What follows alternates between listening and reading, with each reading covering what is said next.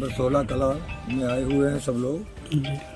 और मेरा ख्याल है कि 75 साल तो हम लोगों को हो गए यहाँ रहते रहते। इसमें कोई ग्राम नवीन प्रति भी है ज़मीन इसी गांव में, और जहाँ पे उजाड़ना चाहते हैं ये लोग। और बाकी इन लोगों ने उस ज़माने में लोग स्टाम्प लिख लेते थे, और कुछ लोगों को बैनामे भी हैं जो मौके पे हैं।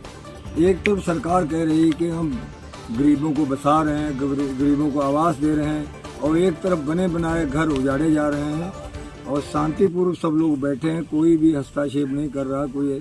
बाकी हमारा निवेदन तो ये है कि डीएम साहब आएँ अपने हिसाब से, पूरी जनता को उन पर भरोसा भी है और न्याय भी करती हैं वो, और आ करके देखें। बिल्कुल 100% अन्याय हो रहा है, ये नहीं होना चाहिए। पैसे इनके बाप दादा ले चुके हैं, अब ये बेईमानी पे उतारू दोबारा हुए हैं, क्योंकि वो ज़माना ऐसा था, लोग भरोसा करते थे, कोई बेनामे के चक्कर में नहीं पड़ता था। पैसा दे दिया, स्टाम्प लिख लिया, नहीं भी लिखा तब भी लोगों को भरोसा था कि बेईमान कोई नहीं था। लेकिन अब जैसे ज़मीनों की कीमत बढ़ गई है, नीयत बेईमान पे उतर गई है इनकी। और डीएम साहब खुद आके इसको देखें, उच्च अधिकारी आ करके देखें, और इन गरीबों तो बाल बच्चे वाले हैं, और सभी गरीब हैं जो कि कोई नेपाल से 2 किलो 10 किलो सब्जी ले जाके, कोई कैसे भी दिहाड़ी मजदूरी करके बच्चे पाल रहे हैं। पूंजीपति एक भी नहीं है, और ये कहाँ जाएंगे, कैसे बचेंगे। एक तरफ गांव के गांव बसा रहे हैं, ये सूरजनगर गांव उजड़ गया तो पूरा गांव सरकार ने ज़मीन दे के बसाया, और एक तरफ बने बनाया बसे लोगों को उजाड़ रहे हैं। ये कहाँ का तरीका है। और प्रधानमंत्री आवास है इसमें, और नालियाँ बनी हैं सरकार की तरफ से, टंकी का पानी है, बिजली है, सभी कुछ है। और आज का थोड़ी है, ये तो बता रहे हैं 70-75 साल से लोग यहाँ रह रहे हैं। इन्हीं शब्दों के साथ खतौनी में आबादी दर्ज है। खतौनी में आबादी दर्ज है ना। हाँ, प्रधान जी बता रहे हैं खतौनी में भी आबादी दर्ज है।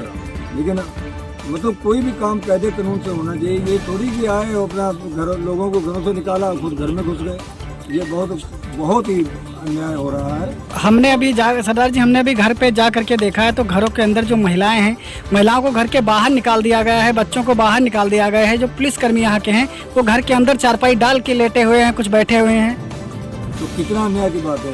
ऊपर से बरसात आ रही है और ये बाल बच्चा लेके कहाँ जाएंगे, क्या इनके पास सहारा है।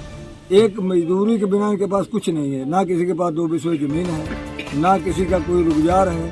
वही बेचारे कोई गन्ना गोड़ता है, कोई सब्जी बेचता है, कोई कुछ करता है, उससे बच्चे पाल रहे हैं अपने।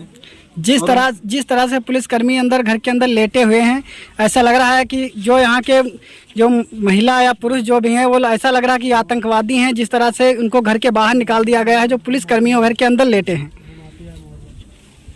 और जो ये मुहर्रम है, ये बस अड्डे पे भी इसका बवाल चल रहा है, और यहाँ भी जगह जगह भूमाफियों वाला काम है इसका।